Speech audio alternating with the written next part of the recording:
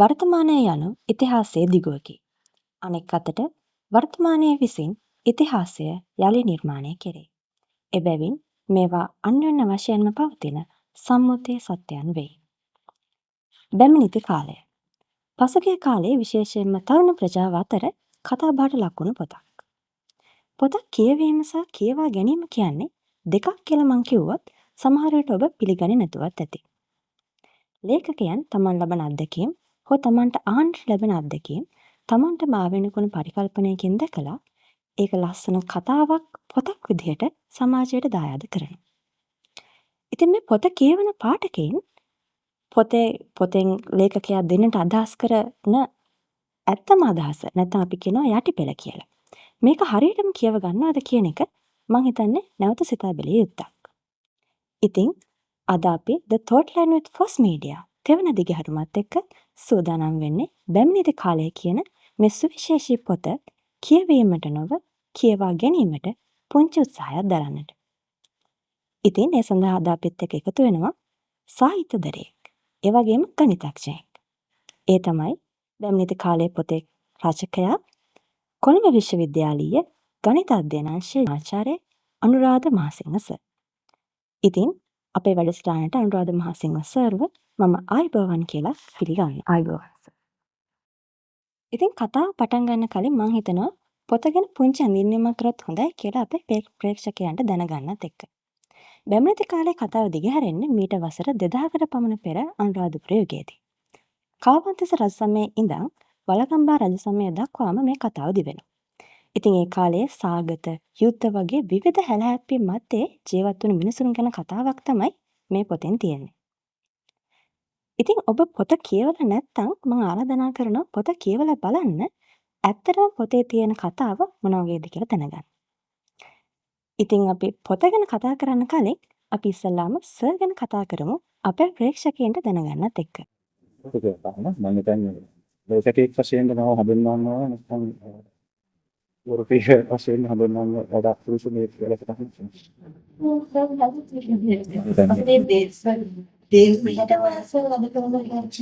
මම හිතන්නේ කිව්වොත් බොහෝ කාලයක් මම මේ දෙක පටලවා ගන්න නැතුව සාහිත්‍ය දෙයක් වශයෙන් ජීවිත වෙනම විශ්වවිද්‍යාලෙ වෙලී පවත්වාගෙන ගියා. ඒකට අමතරව ඇත්තටම විශ්වවිද්‍යාලය තුළ ගණිතය විශේෂයෙන්ම පරිගණකමය ගණිතය පිළිබඳ විශේෂත්ව භාවයක් හැදෑරීමක් තියෙනවා. ඉතින් ඒ හැදෑරීම විශ්වවිද්‍යාලය තුළ සාහිත්‍යයක හැදෑරීම විශ්වවිද්‍යාල නිලිය පවත්වාගෙන ගියා. ඉතින් පස් මීඩියා ආරාධනා කරපු නිසා මම හිතුවා මේකට සහභාගී වෙලා මේකට මම සාමාන්‍යයෙන් සාහිත්‍යමය දේවල් විශ්වවිද්‍යාලය තුළ කතා කිරීමෙන් විශ්වවිද්‍යාලයේ මම රංග දක්වන භූමිකාවට මම සාහිත්‍යයේම අරගෙන ඉන්නවා. චලාතිර තින්තරන්. නමුත් මේ ආරාධනාව සත්භාවයෙන් කළ ආරාධනාවක්. ඒ නිසා මම විශ්වාස කරා සහ ඔබ තුළ යම් අදහසක් තිබෙනවා විශ්වවිද්‍යාලය තුළ විශේෂයෙන් විද්‍යාපීඨය තුළ නැවත සංස්කෘතික ජීවිතයක් ඇති කිරීම. අන්න ඒ අරමුණට ගත කිරීමක් වශයෙන් මම තීරණය කළා. මහාචාර්යවරයෙක් වශයෙන් ඉන්නමතරව ලේඛකයෙක් වශයෙන් මම ප්‍රශ්නයක් නැහැ. මම මේ වැඩසටහනේ සහභාගී වෙනවා කියලා මම තීරණය කළා. ගණිතයේ මගේ විෂය පතය අතරම පරිගණකමය ගණිතය කම්පියුටේෂනල් මැතමැටික්ස් කියන විෂය පතය තමයි මම දැනට පරිශන කරන්න සහ මම උගන්වන විශ්වවිද්‍යාලය තුළ සාහිත්‍යයේ මම නවකතා ප්‍රතිපත්තා සහ පද්‍ය කියන සහ ගීත රචනා කියන මේ ආකාරවලින් මම සාහිත්‍ය නිරත වෙනවා. ඉතින් බැමිණිති කාලයේ පොත ගැන කතා කරද්දී මේ පොත ගැන මංජුල වෙඩිවර්ධන, කේ.කේ. සමන් කුමාර වැනි ප්‍රවීණ ගත්කතවරු පවා විචාරයන් කරලා තියෙනවා. ඉතින් අපි මේ විචාරයන් කියවද්දී දකින කාරණයක් තමයි ඉතිහාසයේ නැවත නැවත පුනරාවර්තනය වෙනවා කියන කාරණය මේ පොතේදී විශේෂයෙන්ම සාකච්ඡාවට බඳුන් වෙලා තියෙනවා කියන එක. ඉතින් අපි ඉතිහාසය ගැන කතා කරද්දී යුද්ධ කියන එකත් අපිට හැම වෙලේම හමු වෙනවා. ඉතින් මේ දවස්වල අපිට යුද්ධ කියන වචනය නිතරම ඇහෙන වචනයක් බවට පත් වෙලා තියෙනවා ලෝකේ පුරා පවතින යුද්ධමය වාතාවරණයත් එක්ක. ඉතින් ඒ වගේම තෙවන ලෝක යුද්ධයක් ඇති වේදෝ නොවේදෝ කියලා කතිකාවතක් මේ දවස්වල තියෙනවා. ඉතින් බැමිණිති කාලයේ පොතේත් යුද්ධයක් ගැන කියවෙනවා. යුද්ධයකට පසුබිම නිර්මාණය වීම සහ යුද්ධයකින් පසු ඇතිවන ප්‍රතිවිපාක ගැන මේ පොතේදී කතා කරනවා. ඉතින් මේ යුද්ධ සහ ඉතිහාසය නැවත නැවත සිදු වෙනවා කියන කාරණය සර් දකින්නේ කොහොමද? ඔව් පරමින් නම් කියන්නේ ඉතිහාසය පිළිබඳව අපි දකින්න සාමාන්‍ය ජනප්‍රිය දෘෂ්ටීන් දෙකක් තියෙනවා. එකක් තමයි අපි ඉතිහාසය දිහා කොහොම ගෞරවණීය පූජනීය විදිහට බලන්න පුරුදු වෙලා තියෙනවා. ඒක ඉතිහාසය දිහා බලන එක ජනප්‍රිය ආචාරයක්. මම හිතන්නේ ඒකත් එක්ක තමයි ඉතිහාසය කියන්නේ අත නොතැබිය යුතු අස්පර්ශනීය පූජනීය දෙයක්, කෞතුක දෙයක් සහ ඒ ඉතිහාසයේ වන්දනීය දෙයක් බවට පත් වෙන්නේ ඒ ධාරාවෙන් අපි හිතුවා. ඇතැම් ඓතිහාසික නවකතා සහ විශේෂයෙන් ඓතිහාසික චිත්‍රපටි අපි පසුගිය කාලේ පසුගිය දශක දෙක ඇතුළත මම හිතන්නේ ගොඩාක් ලංකාවේ දියුණු ඓතිහාසික නිර්මාණ මෙන්න මේ පාර්ශවයට බරයි. සහ අපි අතීතයේ අද නොතිබූ යමක් පෙර තිබුණාය කියන විශ්වාසය ඒ උපකල්පනය මත අද නොතිබූ විභෝධියක් පෙර තිබුණා. අතීතයේ ඉන්න අදට වඩා පැහැපත් අතීතයේ අදට වඩා විභෝධිමත් අන්න ඒ උපකල්පනය මත නිර්මාණය කරන ලද ඉතිහාසයක් තමයි බොහෝවිට ඒක ඉතිහාසයේ මෙස බැලීමේ විතරක් අතීත කාමී ඉතිහාසයේ මෙස බැලීමෙන් කියන්නේ. ඒ අනිත්‍යකාරී තමයි. අනාගත කාමයක් කියන ඉතිහාසය දිහා බලන්න. අනිත් එකට අපි ඉතිහාසයේ සරලව අවඥාවට ලක් කරනවා.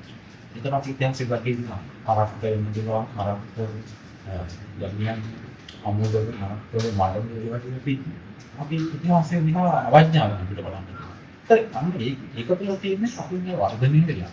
අපේ ඓතිහාසික වර්ධනය කියන එක පකල්පන. ඒක අනාගතයේ කවදා හරි දවසක අපි මේ සියල්ල ජයගෙන අපි ගෝත්‍රයෙන් පටන් අරගෙන අපි ඊට පස්සේ මධ්‍ය කාලේනෝ මෙවැනි මධ්‍ය කාලේනෝ අපි රාජත්වය හදාගෙන ඊට පස්සේ අපි කර්මාන්ත යුගයට ඇවිල්ලා ඊට පස්සේ තාක්ෂණික යුගයට ඇවිල්ලා අවසානයේ අපි පරිගණක යුගයේ අවසානයේ බුද්ධිමය යාන්ත්‍ර විද්‍යාව හරහා අපි මේ අදට වඩා ඉතාම යහපත් මේ අතීතය කියන එක වලලා දෙමිය යුතු දෙයක්. අතීතය කියන්නේ අවඥා සහගත දෙයක්. මේ අනාගතයේ අතීතයට වඩා ඉතාම පැහැපත් විභූතිමත් කියන අන්න ඒ මානසිකාරයේ ඉඳගෙන අපට අතීතයේ ਵਿਚාරන්න පුළුවන්. ඉතින් ඉතිහාසයේ දේශ බැලීමේ ඔය ක්‍රම දෙක තුලින්ම මම හිතන්නේ ඉතිහාසය අපිට අතහැරෙන්න. අපි අර පළමු ක්‍රමයෙන් ඉතිහාසය බලනකොට ඉතිහාසයේ ඒ ක්‍රමයෙන් ආරෝපණය කරපු බර නිසා අපිට ඓතිහාසික සත්‍යය දැකීමට ලොකු බාධාවක් වෙනවා. අනාගත කාමය තුලින් ඉතිහාසය දිහා බැලුවොත් අපේ අනාගතය දෙස තියා තියෙන අධිවිශ්වාසය නිසා අපිට ඉතිහාසය දිහා සරදම් සහගත විදිහට ඉතිහාසය අනවශ්‍ය දෙයක් විදිහට අපට බාධාකාරී පීඩාකාරී දෙයක් විදිහට බලන්න පුරුදු වෙනවා. නමුත් මම යෝජනා කරනවා අපට ඔය ක්‍රම දෙකම අපේ මේ භෞතික ලෝකයේ මත තියෙන අධිවිශ්වාසය මතින් හැදෙන දෙයක්. දැන් මේ අපි අද කතා කරන පරිසරය දැනට අවුරුදු 800කට කලින් සමහරට මේ කොළඹ නගරය කියලා කියන වගුරක් වෙන්න පුළුවන්. මේ කොළඹ නගරේ මෙතන මේ වගුරක් මඩ වගුරක් පොඩි ගස් පලන් ටිකක් තියෙන්න පුළුවන්, 12 පාරක් ගලන වෙන්න පුළුවන්. මේක ජනවාසයක් නොවෙන්න පුළුවන්. ඉතින් අද වර්තමානයේ මෙතන මේ ගොඩනැගිල්ල තිබෙනවා. මෙතන මේ ස්ටුඩියෝ එක තියෙනවා. මේ ගොඩනැගිල්ල විශ්වවිද්‍යාලය යන ආදී වශයෙන් බොහොම සංකීර්ණ ස්ට්‍රක්චර් එකක් හැදලා තියෙනවා. මොකද තවත් අවුරුදු 800කින් අපි කොහොමද දන්නේ මේ කොළඹ විශ්වවිද්‍යාලය කියන ඉන්ටීරියර් එක පවා 30 කියලා අපිට විශ්වාස කරන්න බෑ. ඉතින් මේ භෞතික දේවල් සමහරට ඒ වෙනුවට කොළඹ විශ්වවිද්‍යාලය ලංකාවෙන් එළිය දෙන්න පුළුවන්. අපි දන්නේ නැහැ. ඉතින් අපි මේ භෞතික ලෝකයේ විපරිණාමය වන වේගයෙන් හැබැයි ප්‍රශ්නේ තියෙන්නේ මනුෂ්‍ය චර්යාවන් ඒ වේගයෙන් විපරිණාමය වෙනවාද? ඒකට අද මේ පවතින බලවේගය අද අපි හිතන විදිහ, අද මම හිතන විදිහ, ඔබ හිතන විදිහ තව අවුරුදු 800කින් හෝ මීට අවුරුදු 800කට ඉහත මෙතන ඉන්න දෙන්නෙක් හිතන විදිහට වඩා ඇත්තෙන්ම වෙනස් වේද? කිසියම් අවස්ථාවක අපි ක්‍රියා කරන ආකාරය එකෙන් වෙනස් වේද නැහැ. බොහෝ විට මානව චර්යාව කියන එක ඒ භෞතික ලෝකයේ විපරිණාමය වන විදිහට විපරිණාමය වෙන්නේ නැහැ. අපිට මේ මානව චර්යාව ඇත්තටම හොයාගන්න ඕන නම් අපි මේ භෞතික සාධක මතින් තියපු බර පොඩ්ඩක් අයින් කරන්න. දැන් මේ ඉතිහාසයේ විභූතිමත් භාවයේ විසින් අපිට තියපු බරක් තියෙනවානේ. අපි ඒ බර අයින් කරන්න ඕනේ. අපි මේ අනාගත කාමයේ විසින් ඉතිහාසයට සමච්චල් කිරීම තුළ තිබු අවඥාත් අපි අයින් කරන්න ඕන. අන්න එතකොට මම හිතන්නේ අපිට වර්තමාන මොහොත තුළ ඉතිහාසය හම්බ වෙනවා. අපි ඓතිහාසික සිද්ධි කිසිවකට අපි වංචා කරන්නේ නැහැ. දැන් උදාහරණයක් වශයෙන් අපි බැමිණිද කාලයේ කෘතියේ මම හිතන්නේ ඓතිහාසික සත්‍යාවට මම අත තියන්නවා. මේ තිබෙන බැමිණිද කාලයේ කෘතියට පාදක කරගන්නේ ලිඛිත මූලාශ්‍ර. බොහෝ විට සිංහල අට කතාව තමයි මූලික වශයෙන් පාදක කරගන්නේ. ඊට අමතරව ජනශ්‍රුතියම් ප්‍රමාණයකට සහ පුරාවිද්‍යාත්මක සාධක සුළු ප්‍රමාණයකට. හරි. ඉතින් ඒ සියල්ල මතින් මේ ගොඩනැගුණු ඉතිහාසය කියලා කියන පද්ධතියට ඒකේ අපි රැඩිකල් චේන්ජස් කරන්නේ නැහැ. උදාහරණයක් වශයෙන් මම කියවනම් දුටුගැමුණු සහ වලගම්වා කියන රජවරුන් දෙදෙනාම එක්කෙනෙක් කියලා කියවනම් ඒක බොහොම රැඩිකල් ප්‍රවාදයක්. ඒක මම ඓතිහාසික සත්‍යව බොරු කරලා ඉවරයි. සමහරට ඒකට ලොකු අවධානයක් එකපාර හම්බ වෙන්නේ. නමුත් ඒක කල්පවතින්නේ නැහැ. ඒක මේ ඉතිහාසයේ මත පිහිටා කරන ඓතිහාසික සත්තාවට වංචා කිරීමක් ඒ කරන්නේ. නමුත් ඒ අමෝද්‍රව්‍ය ටිකම ඔබට පුළුවන් නම් මේ මොහොතට අරගෙන ඇවිල්ලා අර ඉතිහාසයේ විභූතීන් ගලවලා අතීත කාමයේ විභූතීන් හෝ එහෙම නැත්නම් අනාගතවාදී අවඥාවන් ගලවලා ඔබට මේ මොහොතට ගෙනල්ලා මෙතන මේ කදමල්ල දිගාරින්න පුළුවන් නම් ඔබට සම්මුඛ වෙන්නේ මේ මොහොත. මේ දේශපාලන මොහොත. මේ යුද්ධය, මේ ජන සමාජය. මොකද මේ මානවචර්යාව අනුරාධපුර යුගයේද නැත්නම් අනාගතයේද අද මේ මොහොතේද කියන මානවචර්යාව වෙනසක් වන්නේ නැහැ. බලවේගයන් හෝ පුද්ගලයන් හැසිරෙන ආකාරය වෙනසක් වන්නේ නැහැ. ඒ නිසා ඔබට මේ මොහොත හඳුනා ගන්න සිද්ධිවාචක ඉතිහාසයක් ඒ කදමල්ලෙන් අරගෙන ඇවිල්ලා ඔබ මෙතන ලියන්න. ඔබ ඒක සවිඥානිකව ලියුවොත් ඔබට හම්බෙන්නේ මේ දේශපාලන මොහොත. මතර බැමිණිති කාලය ඒ නිසා වෙන්න පුළුවන් ද මම ලියපු අනිත් සාහිත්‍ය කෘතීන්ට වඩා බැමිණිති කාලය ගැන දැන් මේ සංවාදය කරමු කියලා අදහස ආවේ. අනෙක් සාහිත්‍ය කෘතීන්ට වඩා බැමිණිති කාලයට වැඩි අවධානයක් ලක්වුණේ සහ වැඩි පාඨක ප්‍රතිචාර හමු වුණේ වැඩිපුර ජනගත වුණේ මම හිතන්නේ. මේ මොහොත හමු වීමට පොඩි බැමිණිති කාලයේ කෘතීන් මේ දේශපාලන මොහොත මේ ආර්ථික මොහොත ග්‍රහණය කරගන්න පොඩි උපකාරයක් ලැබුණා වෙන්න පුළුවන්. අතරම පොත පළවෙනි 2016 වර්ෂයේ ඒ කාලේ පුවත්පත් විචාර කීපයක් පළ වුණා. ගුවන්විදුලියේ යම් විචාරයක් විකාශය වුණා. නමුත් ඉන් යම් කාලයකට පසුව 2021 වර්ෂයේ තමයි බැමිණිති කාලයේ කෘතිය ගැන බොහෝ දෙනෙක් කතා කරන්න පටන් ගත්තේ. ඒ වෙනකොට අපිත් අර අර්බුදයේ හරහා වසංගතයේ හරහා සාගතයට ආසන්න අවස්ථාවක් හරහා අපි ගමන් කරලා ඉවරයි. එතකොට මේ මානව සාධක ටිකත් හැදිලා ඉවරයි. අපිට අවශ්‍ය මේ භෞතික සාධක ටිකත් හැදිලා මේ මානවචර්යාව මේ භෞතික සාධක වලට අනුගත වන විදිහට වෙනස් වෙන පටන් ගන්න තියෙනවා. විශේෂයෙන් අර්බුදය කියලා කියන්නේ අපට ඉතිහාසයේ විභූතිය හෝ ඒ සියලු මම කියපු සලකලි වලින් අයින් කරලා මේ මානව චර්යාව අපිට හොදකලා කරගන්න පුළුවන් අවස්ථාවක්. ඉතින් අපි අර්බුදයකදී අපි හැසිරෙන්නේ අන්නේ ආකාරයටම තමයි. ඉතින් අර්බුදයකදී මනුෂ්‍යයා සහ බලවේගය හැසිරෙන විදිහ දැක ගන්න මම හිතන්නේ පොඩි කැඩපතක් වගේ අදහසක් මේ මොහොතේ ආව විචාරකයන්ගේ. ඉතින් ඒ නිසා මම හිතන්නේ වැඩි අවධානයකට ලක් වුණා මේ වසංගතය, ආර්ථික අර්බුදය, දේශපාලන අර්බුදය. මොකද බැමිණිති සහාය ඇතිව අවධිය කියන්නේ මීට බොහොම සමාන්තර අවධියක්.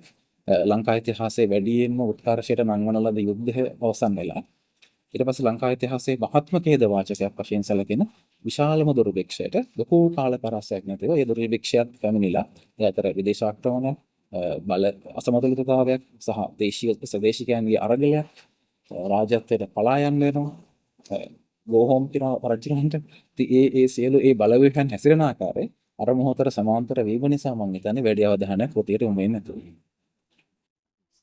අත්‍යවශ්‍යයි. ඉතින් බැමිණිති කාලය කියන පොත ඉතිහාසය සහ වර්තමානය අතර පාලමක් විදිහටත් සමහරලාට වැඩ කරනවා. ඉතින් ඔබතුමා ගත්තහම ගණිත අධ්‍යයනාංශයේ මහාචාර්යවරයෙක්. ගණිතයත් එක්කම ජීවත් වෙන පුද්ගලයෙක්. ඉතින් එහෙම කෙනෙක් කොහොමද ඉතිහාස පොතක් නැත්නම් නවකතාවක් ලිව්වේ? අපර්ණ මං හිතන්නේ දැන් ගණිතය මං නැවතත් කියන්නේ ගණිතය එක ආකාරයකට වෘත්තියක්. ඒ වෘත්තිය වගේ මේකට යම් කිසි ආශාවක් සහ විශේෂයෙන් පරිගණකමය ගණිතය සම්බන්ධයෙන් විශේෂ කැමැත්තක් තිබෙනවා. මට හිතෙනවා මෙහෙම ඒ ප්‍රශ්නය තුල අපි යම් උපකල්පනයක් කරනවා ගණිතය හදාරන්නේ කොටු වෙන්න ඕනේද ඒ ගණිතමය විෂය ධාරාවට සාහිත්‍ය හදාරන්නේ සාහිත්‍යමය හෝ මානව ශාස්ත්‍ර විෂය ධාරාවට කොටු වෙන්න ඕනේද කියලා ඇත්තෙන්ම ඒක මම හිතන්නේ කාලයත් එක්ක ලෝකේ විකාශය වෙනකොට මම අර කලින් කිව්වනේ මානව සාධකයේ තියෙනවා නමුත් අනෙක් සාධක ගොඩක් වෙනස් වෙනවා කියලා. ඉතින් ඒ අනිත් සාධක වෙනස් වෙන එක අවස්ථාවක් තමයි මම හිතන්නේ මේ කර්මාන්ත විප්ලවය. කාර්මික විප්ලවය. මේ කාර්මික විප්ලවයෙන් පස්සේ අපි හුරු වෙන්නේ ලේබරේකට. අපි කම්කරු වෘත්තියකට තමයි හුරු වෙන්නේ. බලලා තියෙනවා නම් චාලි චැප්ලින්ගේ මොඩර්න් ටයිම්ස් කියන චිත්‍රපටය. ඒක බොහොම ලස්සන විදිහට මේ කාර්මික විප්ලවය නිසා මිනිස්සයා ශ්‍රමිකයෙක් බවට මේ පොළොල් මිනිස්සයා මේ බහුවිධ දේවල් ගැන කල්පනා කිරීමේ ශක්්‍යතාව තිබෙන මිනිස්සයා එක් කුඩා කාර්යයක් කරන කුඩා ශ්‍රමිකයෙක් කුඩා වහලෙක් බවට පරිවර්තනය වෙන ආකාරය බොහොම ලස්සනට පෙන්වනවා. මම හිතන්නේ චැප්ලින්ට මේකේ තියෙන අර කර්මාන්ත ශාලාවේ අර ඇණයක් ගලවන්න විතරයි තියෙන්නේ. ඊට පස්සේ මුළු දවසම කරන්නේ ඔෆ් වෙලා යනකොටත් ඔහුට ඇණේ ගැලවීම තමයි ඔහුගේ වැඩ කරන්නේ. ඔහු ප්‍රෝග්‍රෑම් කරපු කෙනෙක් වගේ අතට. ඉතින් අන්න ඒ ශ්‍රමිකත්වය තුළින් අන්න ඒ ශ්‍රමිකත්වය නිසා තමයි මම හිතන්නේ අපි ගණිතඥයෝ වෙන්නේ ඒ ගණිත ශ්‍රමිකයෝ. ඒ ගණිත බාස්ලා. හරි ගණන් භාෂාව වෙනවා අපි භෞතික භාෂාව වෙනවා රසායන භාෂාව වෙනවා අපි අන්න ඒ ශ්‍රමිකත්වය මොකද ඉස්සර හිටියේ පොලිමැත්ලා පඬිතුයෝ කියලා හිටියේ ඒක මහෞෂධ සේනක කුක්කිස කාවෙන්ද දෙවිඳ කියන පඬිතුයෝ කියලා කියන්නේ. ඒතර කියන්නේ ගණිතයද කාව්‍ය ශාස්ත්‍රයද තම නැත්නම් වෛද්‍ය ශාස්ත්‍රයද කියන බෙදීම ඒවකට තිබුණේ නැහැ. ඒ බොහෝ විට ඉතිහාසයේ පුරා ඔබට හම් වෙන පුද්ගලයෝ පොලිමැත්ලා. එම විශිෂ්ට චරිත එක් විෂයක් සඳහා පමණක් ප්‍රාගුණ්‍ය ප්‍රකට කළ පුද්ගලයෝ නොවේ.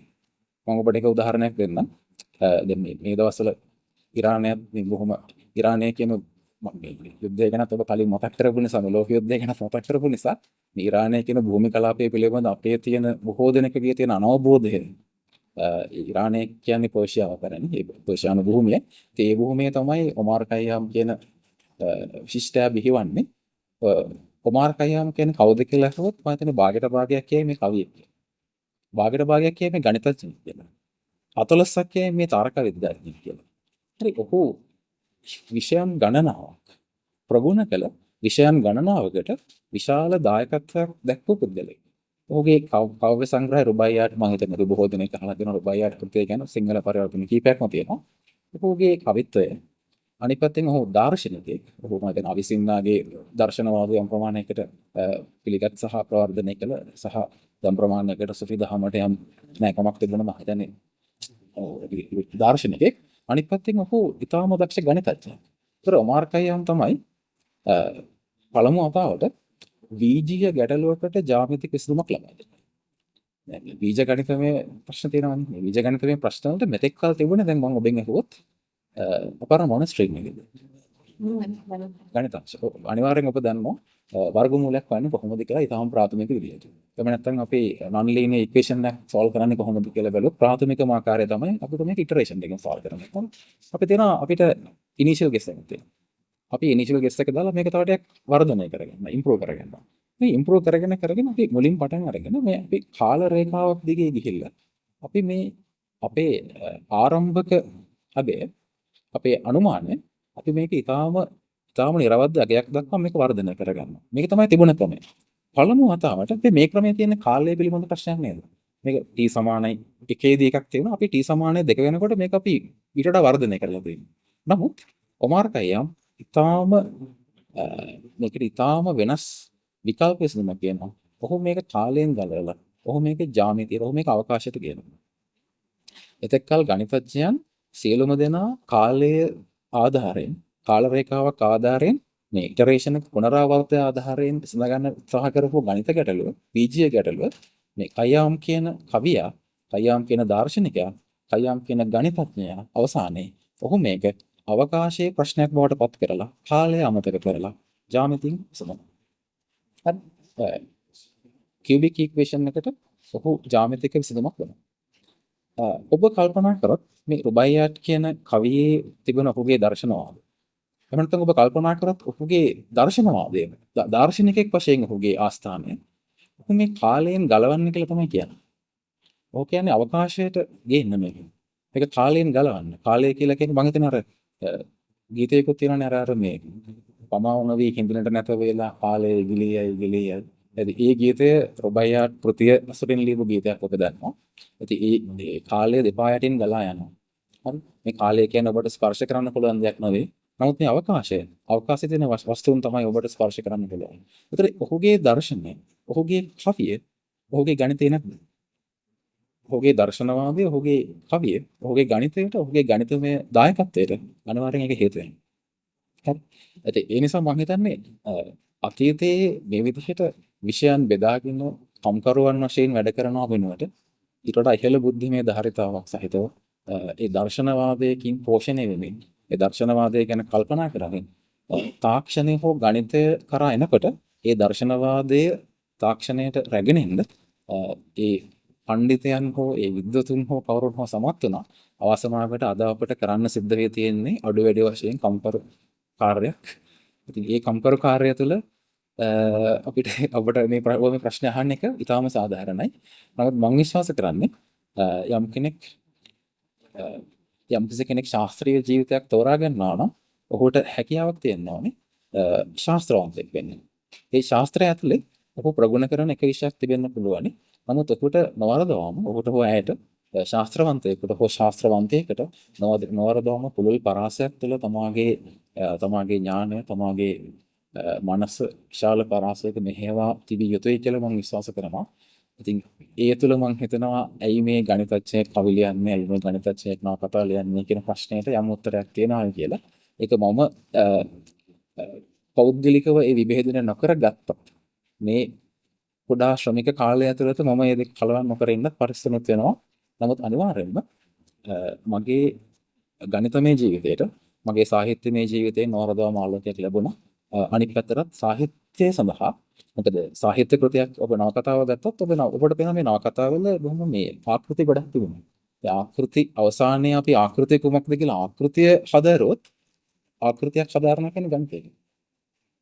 ආකෘතිය කුමක්ද කියලා ආකෘතිය අපි මේ ආකෘතියේ එළිය තියෙන සියල්ල අමතක කරලා ආකෘතිය හැදුවට සැකෙල්ල ගණිතයක් තියෙනවා. ඒ නිසා සාහිත්‍යයට නවරදවම මට ගණිතයනොත් ආభాසයක් ලැබෙනවා. ගණිතයනොත් පිටහලක් ලැබෙනවා. ඉතින් මම විශ්වාස කරන්නේ මේ සැබෑ ශාස්ත්‍රවන්තයෙක් වඩා හොඳ ශාස්ත්‍රවන්තෙක් එක් විෂයක් හෝ එක් දෙයක ශ්‍රමිකයෙක් වනවට වඩා ඔහු ශ්‍රමයක් ඉගෙනගෙන ඔහු ශ්‍රමිකයෙක් වීමේ හැකියාවත් ඔහු ශිල්පියෙක් වෙන්නත් පුළුවන් කරගෙන හැබැයි ඔහුට පුළුවන් වන්නවනේ ඔහුට ඔයාට පුළුල් පරාසයක් තියෙන අර උඩ සිට බැලීමේ හැකියාව තිබිය යුතුයි කියලා මම විශ්වාස කරනවා. ඉතින් එතනදි සර් කියනවා ගණිතය සහ සාහිත්‍ය කියන එක වෙන් කරන්න පුළුවන් දෙයක් නෙවෙයි. ඒ දෙක අතර තියෙන සම්බන්ධය. ඉතින් දැන් අපි ඇත්තටම මම හිතන්නේ මේ ගණිතය සහ කවිය අතර බොහොම ළඟ සම්බන්ධයක් තියෙනවා. මම එක උදාහරණයක් කියන්නම්. ඔබ ඉගෙන ගන්නවා මම හිතන්නේ හැම කෙනෙක්ම වගේ දන්න පැස්කල් ත්‍රිකෝණය කියන කාරණේ. බයිනෝමියල් එක්ස්පැන්ෂන්ස් මේ පැස්කල් ත්‍රිකෝණය කියන එක. ඔබ විශ්වාස කරනවද අපර්ණ පැස්කල් ත්‍රිකෝණයේ සම්භවය කොහොමද කියලා? පැස්කල් ත්‍රිකෝණයේ සම්භවය ඇත්තටම සංස්කෘත කාව්‍ය ශාස්ත්‍රය තමයි තියෙන්නේ. සංස්කෘත කවි හදනකොට තමයි සංස්කෘත කාව්‍ය රීති හඳුන්වා දෙනකොට තමයි ඕන් සංස්කෘත කවියෝ විශේෂයෙන් පිංගල කියන කවියා මේ පිංගල කාව්‍ය ශාස්ත්‍රයක් නිර්මාණය කරනවා. කියන්නේ කවිය තියෙනවා. කවි හදන්නේ කෙසේද? මේ කාව්‍ය ශාස්ත්‍රය. ඒ සංස්කෘත කාව්‍ය ශාස්ත්‍රය ඇතුලේ ඕන් මේ බයිනෝමියල් තියරම් එක හොයාගන්න. මේ බයිනෝමියල් කොඑෆිෂියන්ට්ස් මේ සංගුණක කොහොමද හොයාගන්නේ කියන එක ඕන් අඳුන ගන්නවා. ඒතරේ පැස්කල්ට අප විසින් පැස්කල්ට පවරා දෙනු ලැබූ ත්‍රිකෝණය ඇත්තටම ඊටාම පැරණි සංස්කෘත කවියේ තිබුණා දැන්. ඉතින් ගණිතය සහ කවිය අතර මම හිතන්නේ බොහෝම කවිය ගත්තොත් විශේෂයෙන් ගණිතයේ කවිය එම මේ තව මීට වඩා උදාහරණ තව දෙන්න පුළුවන්. නමුත් මම හිතන්නේ ඒක තාම ප්‍රබල උදාහරණයක්. මම එක උදාහරණයක් දෙන්න කෙනෙකුට කැමැත්ත තියෙන කෙනෙකුට වඩාත් කෙනෙකුට මේ ගැන තවදුරටත් සොයා බලන්න පුළුවන්. මොකද කාර්මික විප්ලවයත් එක්ක එන යුගයේ තමයි අපි මේ භෞතික දේවල් සහ ඉංජිනේරු ශිල්පයත් එක්ක ගණිතය එකට යන්න පටන් ගන්නෙ. නමුත් ඊට කලින් එක්තරා යුගයක ගණිතයේ වඩාත් සියුම් සාහිත්‍ය වැනි සංවේදී සියුම් කලාවන් සමග තමයි ගණිතය අත්හැර බැඳගෙන තියෙන්නේ. ඉතින් සර්කෝ කාර්මික විප්ලවයත් එක්ක සිදු වුණු වෙනස. විෂයන් විදිහට එකිනෙක වෙනස් වීම. ඉතින් අපි විද්‍යා ප්‍රබන්ධකරණය සිදු කරනවා. විද්‍යා ප්‍රබන්ධකරණයෙන් අපි උත්සාහ කරන්නේ මේ වර්තමානයේ තියෙන එකට වඩා හොඳ අනාගතයක් දිහා බලන්න. අනාගතය දිහා බලනකොට ප්‍රධාන වශයෙන් අපි විද්‍යා ප්‍රබන්ධකරණයකදී බලාපොරොත්තු වෙන්නේ. ඉතින් ලංකාවේ සිදුවන පොත් ලියවෙන එක විදිහට. ඉතින් එතනදී විද්‍යා ප්‍රබන්ධ ලියවීම අපි අඩුවක් දකිනවා. ඒ වගේම ලියවෙන විද්‍යා ප්‍රබන්ධ දිහා බලුවොත් ගොඩක් වෙලාවට ඒවා අර බොහෝ ඒවා එකම රාමුවකට කොටු වීමකුත් තියෙනවද කියලා හිතෙනවා. ඉතින් ඔබතුමා විද්‍යා පොත් ගොඩක් ලියලා තියෙනවා. දැන් නිති කාලයට අමතරව තව පොත් කිහිපයක්ම ලියලා තියෙනවා. ඉතින් මේ අතර විද්‍යා ප්‍රබන්ධ තියනවාද? විද්‍යා ප්‍රබන්ධ ලිව්වේ නැත්තේ ඇයි මේ වෙනකන්? අමාරු ප්‍රශ්නයක්. විද්‍යා ප්‍රබන්ධ ලිව්වේ නැත්තේ ඇයි කියලා මෙහෙමයි. ඒ ප්‍රශ්නෙට උත්තර දෙන්න අමාරුයි අපර්ණ. මම අපර්ණගෙන් අහපු ප්‍රශ්නයක් අපර්ණ දුම්පානේ නවත්තලා තියෙනවද කියලා උත්තර දෙන්න පුළුවන්. ඔව් කිව්වත් වැරදි නැහැ කිව්වත් උත්තර දෙන්නේ. අන්න ඒ වගේ මට බයිනරි උත්තර දෙන්න බැරි ප්‍රශ්නයක්. හේතුව මම කොයි උත්තර දුන්නත් මම විද්‍යා ප්‍රබන්ධ ලියලා නැහැ කියන්නත් බෑ. පළ වෙලා තියෙනවා කියන්නත් බෑ. ඇත්තටම මම විද්‍යා ප්‍රබන්ධ ලියපු අත්පිට පොතක් තිබුණා. එක්තරා ප්‍රකාශන ආයතනයක් එක්කත් යම් සංවාදයකුත් තිබුණා. නමුත් මට පසු කාලීනව තේරුණා මේක අපිට පොතක්ම තමයි මේක පළ විය යුතු නෑ කියලා. මම මේක අයින් කළා. ඒක මේ අල්මාරිය දාලා ඒක පළ කළ යුතු නැහැ කියන තැනට මා විසින් කරන ලද මට කෘතිය ගැන ලොකු විවේචනයක් තිබුණ නිසා විද්‍යා ප්‍රබන්ධය කිසිම දවසක ප්‍රකාශයට පත් වුණේ නැහැ. එක. අනිත් එක තමයි විද්‍යා ප්‍රබන්ධයක් නොලිව්වා. මම ගණිත ප්‍රබන්ධ කීපයක් රචනා කරලා තිබෙනවා. සහ ලෝකේ පළමු ගණිත ප්‍රබන්ධය වශයෙන් සැලකෙන්නේ. ගණිත ප්‍රබන්ධය කියන්නේ විද්‍යා ප්‍රබන්ධ කියන ප්‍රවර්ගයේම එක අණු ප්‍රවර්ගයක්. ඇත්තටම ඒකේ ශාන්ර එකේ තියෙන අණු ප්‍රවර්ගයක්. ඉතින් ගණිත ප්‍රබන්ධ මම කීපයක් රචනා කරලා තිබෙනවා. එකතුවක් කරා පොඩි කලෙක්ෂන් එකක් කරා. ඊට අමතරව ලෝකයේ පළමු ගණිත ප්‍රබන්ධය වශයෙන් සැලකෙන ෆ්ලැට්ලෑන්ඩ් එඩිනියපෙට්ගේ ෆ්ලැට්ලෑන්ඩ් කෘතිය මම පරිවර්තනය කළා. යම් ප්‍රමාණයකට ගණිත ප්‍රබන්ධය යෙදලා තියෙනවා. නමුත් ගණිතය කියන්නේ විද්‍යාවේ ශාඛාවක්ද කියන එක ගැන අපිට වෙනම වාද කරන්න පුළුවන්. නමුත් anyway අපිට මේ ගණිතාංශයේ තියෙන විද්‍යාපීඨය ඒකත් එක්ක අපි හිතමු හරි මේක ගණිත මේක විද්‍යාවේ කොටසක්. එහෙමනම් ඉතින් විද්‍යා ප්‍රබන්ධ ලියලා නැහැ කියන්න තමාරුයි. නමුත් ඔබ කිව්වත් වගේ විද්‍යා විෂයකත් යෙදෙන නමුත් විද්‍යා විෂයකත් යෙදෙන නමුත් ප්‍රබන්ධත් ලියන මම විද්‍යා ප්‍රබන්ධයක් ලිව්වේ නැහැ කියන ඒ ප්‍රශ්නේ තිබෙනවා. හරිද? මම හිතන්නේ එකක් තමයි අර ගණිත ප්‍රබන්ධයේ යෙදලා විද්‍යා ප්‍රබන්ධේ නොයෙදෙන්න අර ශ්‍රමික භාවයේ පොඩි හේතුවක් වෙන්න ඇති. අපි ගණන් බාස් කොහොමද කියලා රසායන බාස්ක කලාපයට අත තියන්නේ, භෞතික බාස්ක කලාපයට අත තියන්නේ කොහොමද කියන ප්‍රශ්නයක්ත් එනවානේ. ඒතරදී විද්‍යාවේ මම දන්න කලාපය තුළ මම ඒ සංකල්ප අරගෙන ඒ සංකල්ප වලින් ප්‍රබන්ධ කොට නැගුවා කියලා මට උත්තරයක් දෙන්න පුළුවන්.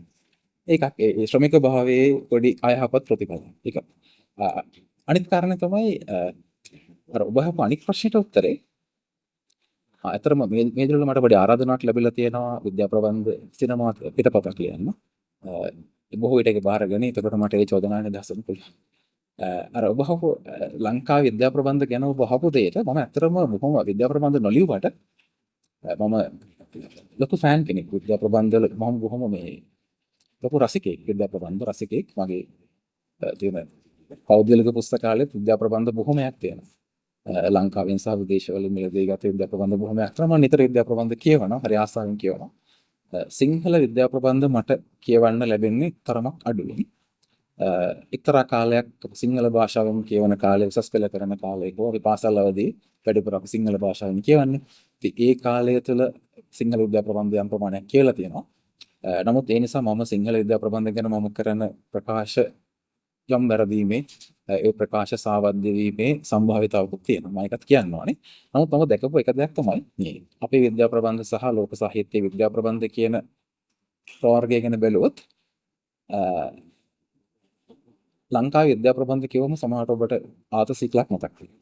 ඒක අපිට අමතක කරන්න බැරි නමක්. ඉතින් ආතසිකලක් සාධකය අපේ විද්‍යා ප්‍රබන්ධයේ කොච්චර කරක් තියෙනවා. ආතසිකලක් කියන්නේ ලෝක විද්‍යා ප්‍රබන්ධ සාහිත්‍යයේ බොහොම උසස් ඒ කියන්නේ බොහොම මේ සම්භාව්‍ය පුද්ගලයෙක්. සාධකයක්. ලෝකේ විද්‍යා ප්‍රබන්ධ බිග් 3 කියලා එකක් තියෙනවා පහළ සමහර වෙලාවට. විද්‍යා ප්‍රබන්ධ කියන සාහිත්‍යයේ බිග් 3 කියලා කියනවා. ආතසිකලක්, අයිසැක් ඇසිමෝව්, රොබර්ට් හේන්ලි. ඒතර මේ තුන් දෙනා තමයි මේ විද්‍යා ප්‍රබන්ධ කලාවේ අර මහත්ම ස්තම්භ තුන මේ තුන විසින් විද්‍යා ප්‍රබන්ධය කියන්නේ කොමක්ද කියන එක සම්පූර්ණයෙන් ඕන නිර්වචනය කරන්න පුළුවන්. කියන්නේ ක්ලාක්ගේ විද්‍යා ප්‍රබන්ධ ධාරාව පුද්ගලයෙක් වශයෙන් නොවේ ක්ලාක් නියෝජනය කරන ක්ලාක් විසින් මූලිකත්වය දෙනු ලැබූ ක්ලාක් විසින් නියෝජනය කරනු ලබන ධාරාව ගන්න අයිසැක් ඇසිමෝව් විසින් නියෝජනය කරනු ලැබූ මේ රොබෝ යන්ත්‍ර ආටිෆිෂල් ඉන්ටෙලිජන්ස් හරි මේ රොබෝ සිතීමේ හැකියාව සහිත රොබෝ කියන සාධකය සෝලරියා කියන ග්‍රහලෝකයේ ඒ සාධක ටික ඊළඟට මේ රොබර්ට් හේන්ලි අනිත් රචකයා මම බොහොම ප්‍රේ කරන රචකයෙක් රොබර්ට් හේන්ලි. රොබර්ට් හේන්ලින්ගේ සාධකය මේ සාධක තුන ගත්තට පස්සේ විද්‍යා ප්‍රබන්ධ කව වෙනවා. හරි. නමුත් ලංකාවේ ඒතර ලෝක සාහිත්‍යයේ විද්‍යා ප්‍රබන්ධ කියන එක නිර්මාණය වෙන්නේ පළමු කොට එච්.ජී. වෙල්ස්, ජූල්ස් වැනි රචකයන්ගේ විද්‍යා ප්‍රබන්ධ. විශේෂයෙන් මම ඊටාම කැමති මේ එච්.ජී. වෙල්ස්ගේ විද්‍යා ප්‍රබන්ධ මම බොහොම ආසාවෙන් කියලා තිබෙනවා. ඒවා මම හිතන්නේ ඊටාම ගැඹුරු විද්‍යා ප්‍රබන්ධ. ඒවා ඒ වගේ තියෙන කතා රසය නිසා සමහර විට කෙනෙක් මේවා කුතුහලෙන් පිරුණ රසවත් ප්‍රබන්ධ කියලා අතහැර දාන්න පුළුවන් නෑ. ඒවා ඊටාම මේ මනුෂ්‍ය సంతානය පිළිබඳව මනුෂ්‍ය වර්ගයාගේ සිතීම පිළිබඳව ඊටාම ගැඹුරට සාකච්ඡා කරන විද්‍යා ප්‍රබන්ධ. ඉන්පසු මම හිතන්නේ විද්‍යා ප්‍රබන්ධ කියන එකට මේ ආතර් සී ක්ලාක් යුගයේ වෙන විට 50 ගණන් වල පල්ප් ෆික්ෂන් ඇවිල්ලා අර සයන්ස් ෆික්ෂන් මැගසින්ස් ආපු කාලේ ක්ලාක්, හේන්ලි, ඇසිමෝව් මේ තුන් දෙනාගේ මූලිකත්වයෙන් තව රචකයන්ගේ දායකත්වයෙන් රේ බ්‍රැඩ්බරි වගේ රචකයන්ගේ දායකත්වයෙන් හැදුන ධාරාවක් තියෙනවා. අපේ විද්‍යා ප්‍රබන්ධ සාහිත්‍ය ඒ ධාරාවට සමාන්තරව හැදුන එකක් නෙවෙයි. නමුත් අපේ අනෙක් සාහිත්‍ය අපේ නවකතාව හැදෙන්නේ බටහිර හෝ ලෝකයේ ප්‍රචලිත මූලික නවකතාව කියන සාහිත්‍ය ධාරාවට සමාන්තරව. මම උදාහරණයක් කිව්වොත් දැන් ලංකාවේ W.S. සිල්වාගේ නවකතාව. W.S. නවකතා ලියන අවදී බටහිර ප්‍රචලිතව තිබුණේ බොහොම කතා රසයෙන් නනවන. හරි? කතා රසයෙන් නනවන කුතුහලය පිරුණ එහෙම ප්‍රබන්ධ රයිඩ් හැගාගේ තියෝෆිල් ගෝටි ඒ වගේ ප්‍රබන්ධ තමයි ලෝක සාහිත්‍යයේ උඩ තිබුණේ. ඊට පස්ව ලෝක සාහිත්‍යයේ මේ ප්‍රවණතාව පොඩ්ඩක් අයින් වෙලා ක්ලාසික්ස් වල මේ ප්‍රවණතාව මේ ඉංග්‍රීසි ප්‍රබන්ධ කියන මේ ප්‍රවණතාව පොඩ්ඩක් අයින් වෙලා ප්‍රංශයෙන් වෙනම සාහිත්‍යයක් බිහි වෙනවා. එතකොට මේ ප්‍රංශයේ මොබසාන්ගෙන් හරි ෆ්ලෝබර්ගෙන් මොබසාන්ගෙන් ඇවිල්ලා ඊට පස්සේ එමිරිසෝලා මේ පැත්තට පොඩ්ඩක් සාහිත්‍ය පොඩ්ඩක් වෙනස් වෙනවා. ඉතාලියේ ප්‍රංශයට මේ පැත්තට යනවා. ඉතින් මාටින් වික්‍රමසිංහට ඇසුරු කරන්නේ අන්නේ ප්‍රංශ යථාර්ථවාදී සාහිත්‍යය. ඒතර අපේ සිංහල නවකතාවත් ඊට සමගාමීව පොඩි ටර්න් එකක් ගන්නවා. යථාර්ථවාදයේ පැත්තට නැඹුරු වෙනවා. ඒතර කුතුහලයවත් ඒ කතා රසයේ ප්‍රබන්ධ රසයේ වෙනුවට W.S. ලගේ ලක්ෂ්මී වගේ වෙනුවට ඊට පස්සේ අපි ටිකක් අර යථාර්ථවාදයේ පැත්තට මේ සමාජ නිරූපණය කිරීම පුද්ගල චරිත නිරූපණය කිරීම ජී.බී. සේනානායක ඉතින් මාර්ටින් වික්‍රමසිංහගේ කාලේ නේද අපි මේ පැත්තට ගමන් කරනවා. ඉතින් ඊට පස්සේ ලෝකේ ඒ ප්‍රවණතාවත් ගිහිල්ලා ඊගාවට මායා යථාර්ථවාදයේ මාකේස්ගේ එහෙම නැත්නම් ඉසබෙල් අයන්දේගේ කෘතීන් ලෝකේ පෙරමුණට එනකොට අපේ සාහිත්‍යයත් ඒ හරහා සයිමන් වාගත්තගේ මහරහා කේ.කේ. සමන් කුමාර හරහා අපේ සාහිත්‍යයත් ඒකට අනුගතව මේක හසුරවා ගන්නවා. නමුත් එකෙන් කියවෙන්නේ නැහැ ඒ කිසිම ආකාරයකින් මේක මේ අනුකරණය කිරීමක් කියලා.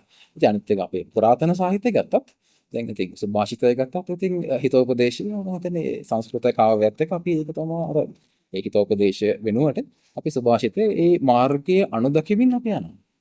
දෙමළ සකු මගද නොහසල දනට දද සිහල බසින් කවි කර කිවි මරණ දෙකලා අපි ඉතින් ඒක අනිත් පැත්තට අපි ඒක දූපතක සාහිත්‍යයම තමයි. ඒතරේ කලාපීය සාහිත්‍යයෙන් හරි ඒ විශ්ව සාහිත්‍යයෙන් අපිට ගැලවෙන්න බෑ. අපි ඒක දිහා බලාගෙන තමයි පාර හදාගන්නේ. ඒතරද නාගරචන හාමුදුරුවන්ගේ සහෘලේඛා කෘතිය ලංකාවේදී ලෝබඩ සංග්‍රහ බවට පත් වෙනවා. ඉතින් ඒ කලාපීය සාහිත්‍යය හෝ කලාපීය දර්ශනවාද ඒක අනිවාර්යෙන් අපි ඊට සමාන්තරව අපි අපේ ගමන ඇඩ්ජස්ට් කරගෙන තමයි තියෙන ඉතිහාසය කරන්නේ. නමුත් විද්‍යා ප්‍රබන්ධයේ අර බිග් 3 එකෙන් බිග් 1 ලංකාවේ ජීවත් වූ නිසා ඔහුට විශාල පිරිසක් සහ ඔහුට විශාල ප්‍රචාරයක් එතුමන්ට ඒ තිබුණ විශාල පිළිගැනීම සහ ඒ සාධකය නිසා ආතසීක්ලක් කියන සාධකය නිසා මම හිතන්නේ අපේ විද්‍යා ප්‍රබන්ධ රචකයන් එම සාධකයේම නැවත එම සාධකයේම ඇසුරු කිරීම නිසා අර අනෙක් සාහිත්‍ය ධාරා ලෝක සාහිත්‍යයට සමාන්තර වර්ධනය වුණා වගේ විද්‍යා ප්‍රබන්ධ කියන සාහිත්‍යාංගය ලෝක සාහිත්‍යයට සමාන්තර වර්ධනය වුණේ නැහැ. එහි මම මේ වචනේ පාවිච්චි කරාට සමාවන්න එක්තරා විකෘතියක් තිබෙනවා. ඒ නිසා ඒ විද්‍යා ප්‍රබන්ධ කලාව ලංකාවේ මම හිතන එක්තරා විකෘතියක් තිබෙනවා. සීමිත තේමා කීපයක්. ඒ සීමිත තේමා කීපයකට කොටු වුණ ගතියක් තිබෙනවා. නැවතත් මම කියන්නේ මම මෑත කාලේ ඉන්න සිංහල විද්‍යා ප්‍රබන්ධ වල ලොකු ඇසුරක් මට නැහැ. නමුත් මා කියවූ විද්‍යා ප්‍රබන්ධ මා දකින්න දේවල් වලින් මට තේරෙන තරමට අපි අන්න ඒ කොටුවේම තියෙනවා. ඒතර අපි අර බිග් 2 අපිට මිස් වෙනවා. ලොකු දෙකක්ම අපිට ලොකු ස්තම්භ දෙකක්ම අපිට මිස් වෙනවා. ඇසිමෝගේ කලාව යම් ප්‍රමාණයකට ඇසිමෝ මම හිතන්නේ අපේ සිංහල පාඨකයන්ට කියවන්න ලැබෙනවා. ඇසිමෝගේ යම් ඇසුරක් සිංහල රචකයන්ට සහ සිංහල පාඨකයන්ට තියෙනවා. නමුත් මම දැකලා නැහැ හේන්ලේන්ගේ පරිවර්තනයක්වත් මම නම් තවම දැකලා නැහැ සිංහල පරිවර්තනයක්. ඉතින් ඒ සහ හේන්ලේන් විසින් නියෝජනය කරන ලද විද්‍යා ප්‍රබන්ධයේ ධාරාව ඒක නම් මම අපේ සිංහල විද්‍යා ප්‍රබන්ධ සාහිත්‍යයේ මම දැකලා නැති තරම්. ඊට පස්සේ මම හිතන්නේ ඉන් පසු කාලීන රචකයන් කල්පනා කරලා රේ බ්‍රැඩ්බරි එහෙම නැත්නම් විශේෂයෙන් මෑත කාලීන විද්‍යා ප්‍රබන්ධ රචකයෙක් වුණ බෙන් බෝවා. අර ඒ රචකයන් විද්‍යා දේශපාලනය සහ විද්‍යාවත් එක්ක මේ මනුෂ්‍යයාගේ තියෙන අන්තර් සම්බන්ධය ඉතාම තියුණු ආකාරයට ග්‍රහණය කරගන්න. ඉතාම තියුණු සාහසික විදියට වුණ මේක සාහිත්‍යයට කියනවා. විශේෂයෙන් ඒක මම හිතන්නේ හේන්ලෙන් පටන් ගත්තේ. ඒ හේන්ලෙන්ගේ තියෙන සාහසිකත්වය අපේ විද්‍යා ප්‍රබන්ධ වල නැහැ. අපේ විද්‍යා ප්‍රබන්ධ ටිකක් අහිංසකයන්ගේ සාහිත්‍යයක් වගේ එකක් කළා නේද? ඔබට හිතෙන්නේ මම පන්ති ඉස්සරහා පෙළී ඉන්න අර නෝට් එක ලියා ගන්න අර සිරිමත්ලගේ සාහිත්‍යයක් වගේ පොඩි ලක්ෂණයක් සිංහල විද්‍යා ප්‍රබන්ධයේ තියෙන නිසා මට ඒ නිසාත් ඔගේ ඉච්චරම අපි අපේ තරුණ කාලේ අපි එවැනි අහිංසක සාහිත්‍යාංගයන් දිහා පොඩ්ඩක් වපරහින් බලන්න පුරුදු වීමකුත් තිබුණා. සමහර ඒ නිසා වෙන්න පුළුවන් මට විද්‍යා ප්‍රබන්ධය මේ විද්‍යා ප්‍රබන්ධ ලිවීම තරමක් අහිංසක වැඩක් ඒක යහපත් ළමින්ගේ වැඩක් කියන සිතුවිල්ල ආවෙන්න පුළුවන්. එතකොට සර් දැන් සර් විද්‍යාව සහ විද්‍යා ප්‍රබන්ධ ගැන කතා කරා. අපි ලංකාවේ විද්‍යා ප්‍රබන්ධ කියන මාතෘකාව නැතුව අපි ලෝකෙම තියෙන විද්‍යා ප්‍රබන්ධ කියන එක දිහා බැලුවොත් එහෙම. දැන් අපි විද්‍යා සයන්ස් ෆැකල්ටි එකේ ළමයි. ඉතින් එතකොට අපේ විද්‍යාව ගණිතය එක්ක හැම වෙලේම ගැටෙන ඒ සමගම ජීවත් වෙන අය. ඉතින් එතනදී විද්‍යාව සහ සාහිත්‍යය කියන මේ දෙක මැද අපි විද්‍යා ප්‍රබන්ධය කොහොමද තියන්නේ? ඒක ස්ථානෙ මොනවද? හොඳ ප්‍රශ්නයක්. අපි විද්‍යාවේ කලාපෙන් පොඩ්ඩක් එළියට යන්න ඕන අපිට එතකොට ඒක. දැන් ප්‍රබන්ධය බොහෝ විට මානව ශාස්ත්‍රයට බර සෞන්දර්යයට බර දෙයක් වශයෙන් අපි ප්‍රබන්ධය දකින්නේ මානව හැඟීම් මානුෂිකත්වය උත්තරායා යුතු දෙයක් වශයෙන් ප්‍රබන්ධය අපි දකින්නේ. විද්‍යාව අපි දකින්නේ ඔබ්ජෙක්ටිවිටි හොයන දෙයක් විදිහට. විද්‍යාව ඔබ්ජෙක්ටිවිටි හොයාගෙන යනවා. විද්‍යාව ඒක තාම හොයාගෙනද වාස්තවිකත්වයේ හොයාගෙනද කියන එක කිසිදු නැති ප්‍රශ්නයක් වෙන්න පුළුවන්. නමුත් විද්‍යාවේ අරමුණ වාස්තවිකත්වයේ සොයාගෙන යෑම.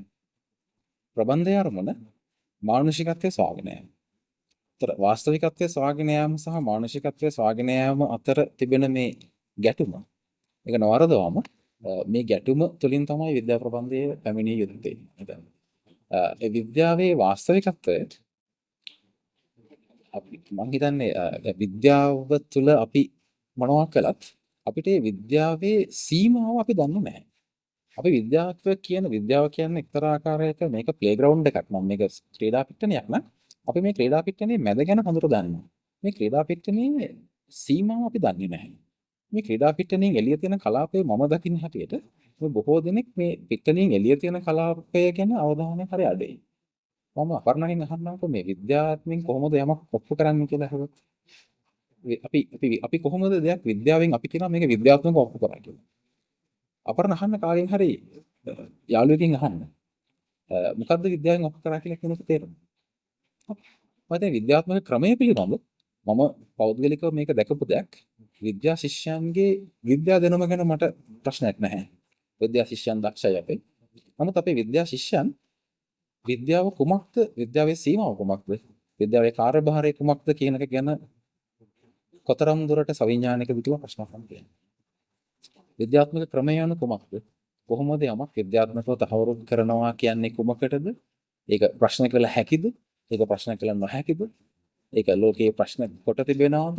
ඒ සම්බන්ධයෙන් ලෝකයේ සම්මුතියක් තිබෙනවද? මෙන්න මේ කාරණා ගැන අපේ යම් අනවබෝධයක් තියෙනවා කියලා මම විද්‍යාව හදාරන්නන් වශයෙන් මම හිතන්නේ මම පොඩි ස්වයං විවේචනයක් කරන්න කැමතියි. හරි. ප්‍රබන්ධය ගැන බලුවොත් ප්‍රබන්ධය කොහොමත් මානසිකත්වයේ ගවේෂණය කරන්නේ. ඒක වාස්තවිකත්වයේ කරා යොමු එකක් නෙමෙයි. ඔබ්ජෙක්ටිවිටි වෙනකොට අපි මේක සබ්ජෙක්ටිව් දෙයක් වෙන. අපි කතා කරන්නේ අපි හියුමන් දෙයක් ගැන කතා කරන්නේ. මානව සාධකයක් ගැන කතා කරන්නේ. ඒතර ඒකදී ඉතින් මේ විද්‍යාවේ වාස්තවිකත්වය කියන විද්‍යාවේ මේ කෙලවරට ආවට පස්සේ මේ වාස්තවිකත්වයේ ප්‍රශ්න කරනවා. මම ඔබට කිව්වා විද්‍යාව කියන ක්‍රීඩා පිටියේ මැද අපි දන්නවා. අපි මේකේ සීමාව දන්නේ නැහැ. අපි මේ සීමාවට ගියාට පස්සේ මේ සීමාවේ තියෙන වාස්තවිකත්වයේ බොඳ වෙලා යන පටන් ගන්නවා. අන්න එතනින් අපිට ප්‍රබන්ධයට පාරක් කරනවා. අන්න එතනින් අපිට මානසිකත්වයට පාරක් කරනවා. අන්න එතනින් විද්‍යාවේ කාර්යභාරය කුමක් වේ යුතුද? විද්‍යාවේ දිශාව කුමක් වේ යුතුද?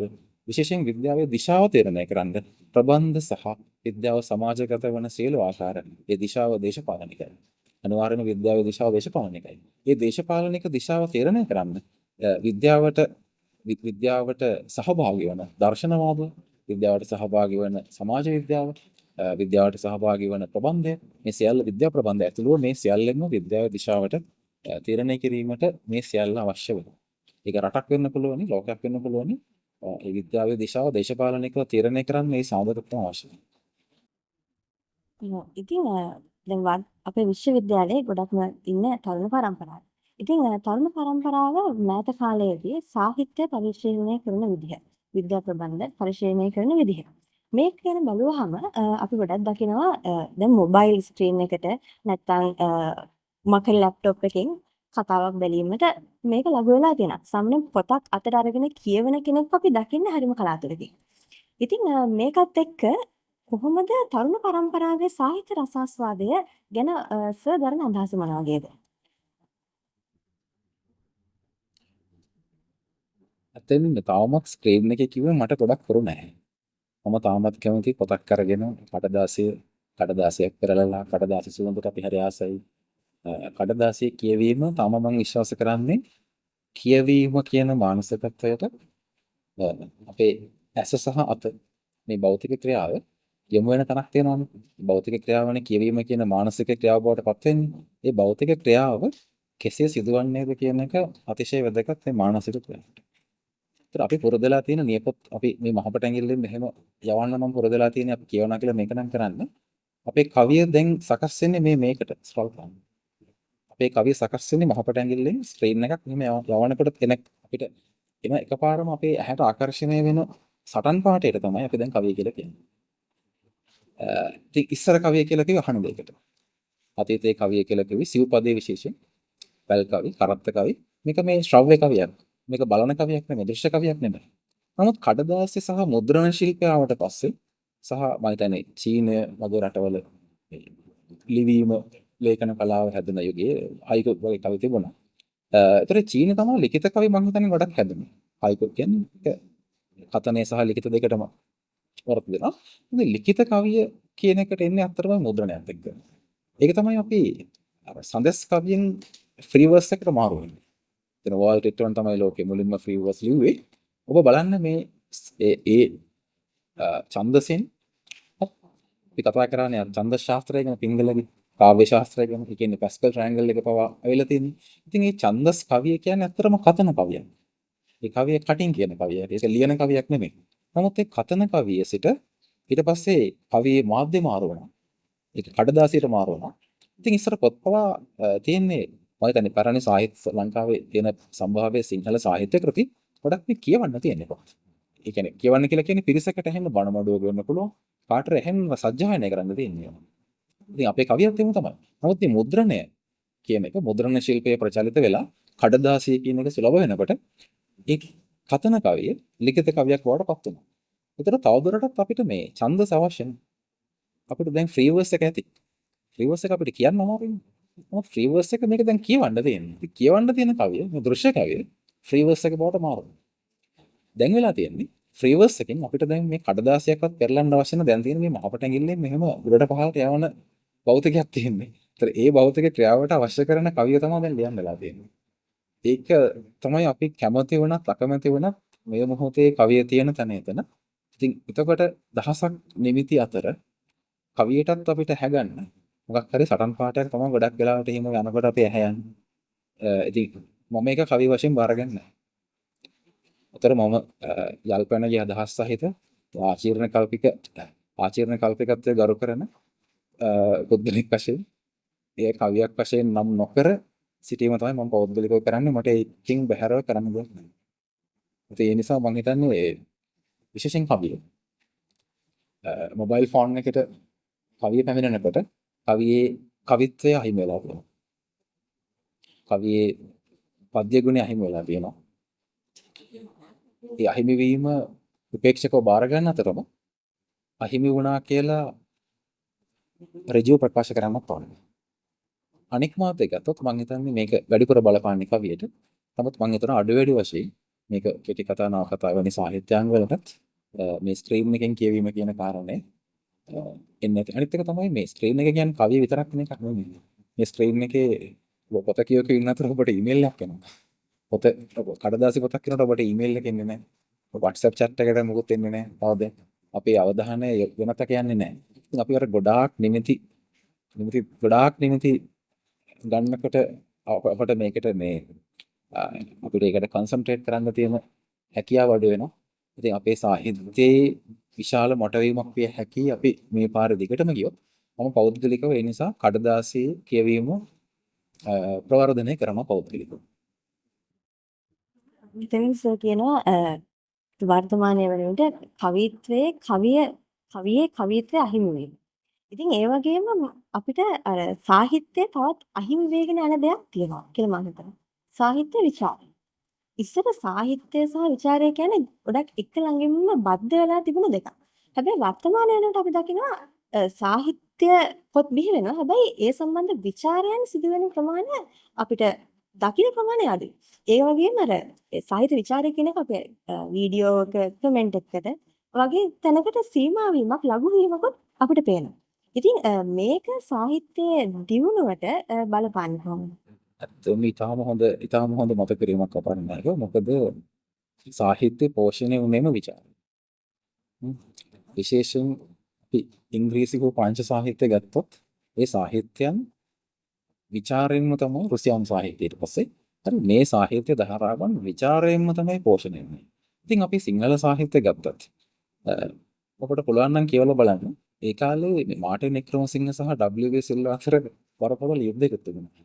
හරි නුවණ සංග්‍රහයෙන් සහ වික්‍රමසිංහගේ ලේඛන වලින් ඒක තියුණු විචාරයක්. වික්‍රමසිංහගේ වහල්ලු කියන කෙටි කතාව W.B. සිල්වා තාම නිර්දය විදිහට විවේචනය කරනවා. නමුත් ඒ විවේචනය කියන්නේ ඊට පස්සේ W.A. සිල්වා හෝ අනුදත් කතා කළාව මේ ප්‍රබන්ධ ලක්ෂණ ඉහළට ගන්න කතා කළාව අර යථාර්ථවාදයේ ගුරු කරගත්ත වික්‍රමසිංහ විවේචනය කරනවා. ඊට පස්සේ ලංකාවේ සාහිත්‍යයේ ඊළඟට ආපු මේ විචාර කලාව තමයි අර දෙඤ්ඤම් බටේ විචාරයේ වශයෙන් හඳුන්වන ලද. නමුත් මේ මාක්ස්වාදී විචාරය මහාචාර්ය සුදර්පේ ගම්ලත්ගේ විචාරය. ඉතින් ඒ ගම්ලත්ගේ විචාරය ඊළඟට ලංකාවේ මේ ඒ ගැන විවිධ මත තියෙන්න පුළුවනි. ගම්ලත් සහ සරච්චන්ද්‍ර අතර විචාර මූලධර්ම සම්බන්ධයෙන් ඇතිවෙච්ච වාදය. ඒ විචාරවාද සහ විචාර වලින් තමයි සාහිත්‍ය පෝෂණය වෙන්නේ. ඒ විචාරය අනිවාර්යෙන් විචාරය තුළ ඒ විචාරයක් තිබිය යුතුයි. විවේචනයක් තිබිය හැකි තිබිය යුතුයි. අවසනාවකට දැන් අපි විචාරය කියන්නේ අර කමෙන්ට් එකකට වව් කියන එකට මේ විචාරය කියන්නේ. හાર્ට් රියැක්ෂන් එකකට වව් එක තමයි දැන් අවසානයේ විචාරය වෙලා දෙන්නේ. සහ අවාසනාවන්ත ලෙස විචාරය කියන එක එක්තරා කල්ලිවාදයක් බවට පරිවර්තනය වෙනවා. ඒ තුළ විචාරය අපිට අහිමි වෙනවා. විචාරය අහිමි වෙනවා. අපිට අවිචාරය තමයි අවසානයේ අපි අවිචාරයට විචාරය කියලා අපි ව්‍යවහාර කරනවා. වචන දෙක පටලවනවා. ඒ නිසා ඒක අනිවාර්යයෙන්ම මම හිතන්නේ සාහිත්‍යයේ වර්ධනයට විචාරය අත්‍යවශ්‍යයි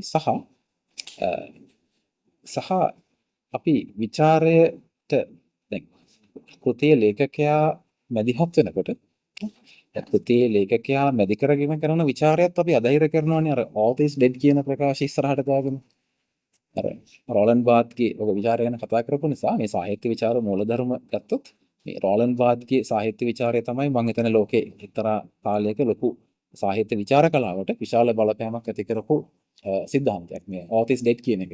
මේ ලේඛකයා මැරිලා ඉන්නේ. ඒතර ලේඛක ඒ කියන්නේ එහි මුඛ්‍ය අර්ථය තමයි මේ ලේඛකයාගේ පෞද්ගලික ජීවිතයේ මේ ලේඛකයා රැට කෑවේ මොනවද ලේඛකයා ඉදා කතා කරේ මොනවද එවැනි කිසිවකින් තොරව අප සාහිත්‍ය කෘතිය හුදකලාවට සාහිත්‍ය කෘතිය විචාරය කළ යුතුයි කියන අදහස තමයි all is dead කියන විචාර කලාවේ මුඛ්‍ය අර්ථය. නමුත් ඒක අර ලේඛකයා මරා දාන්න අවධයක් වශයෙන් දැන් පාවිච්චි වෙනවා. මේ ලේඛකයාවත් මේ ගැන කතා කළ යුතු නැත. අර ලේඛකයා මරා දැමීමට මේක පාවිච්චි වෙනවා. ඒකත් මම හිතන්නේ අනිත් එක ඒ ආටිස් ඩෙඩ් එක වඩාත් වළංගු වෙන්නේ ප්‍රංශ සාහිත්‍යයට. ඒ රෝලන් බාත් හිටියෝගේ විචාරවලින් බහුල විචාරයෙන්ම පෝෂණය වෙන ප්‍රංශ සාහිත්‍යයට තමයි මම හිතන්නේ ගොඩාක් මේක අදාළ වෙන්නේ. ඔබ බැලුවොත් ඊට සමගාමීව හැදෙන ප්‍රංශ සාහිත්‍ය යම් ආభాසයකට අරගෙන ඊට පස්සේ හැදෙන රුසියානු සාහිත්‍ය පුදුමාකාර විචාර.